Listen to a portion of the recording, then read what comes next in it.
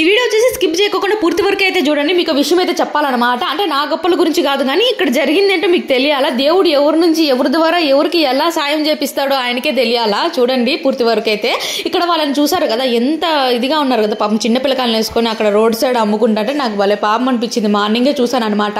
ఇంకా ఆఫ్టర్నూన్ నేను పర్మిషన్ అడిగేసి కిందకైతే దిగి వాళ్ళకి భోజనం అయితే కట్టించుకున్నాను, వైట్ రైస్ అలా. ఇంకా చిన్న పిల్లకాయలు ఇద్దరు ఉన్నారు కదా, వాళ్ళకి బిస్కెట్ ప్యాకెట్లు కూడా తీసుకుందామని అవి రెండు అయితే తీసుకొని వెళ్ళి వాళ్ళకైతే రోడ్ దాటుకొని ఇచ్చేసి అయితే వచ్చాను.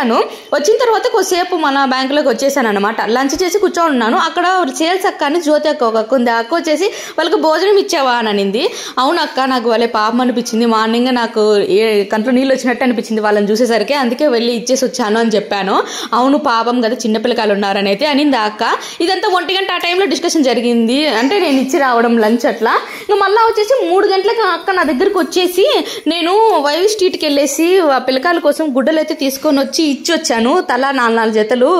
అందులో 2 మగ పిల్లకాయలు అనుకున్నాము కదా, లేదు చిన్న బిడ్డ వచ్చేసి ఆడపిల్ల, పాపం అనిపించింది, గుడ్డలు అయితే ఇచ్చేసి వచ్చాను అని చెప్పింది. నాకైతే ఎంత హ్యాపీ అనిపించింది అంటే, ఇది చాలా హ్యాపీ అనిపించింది.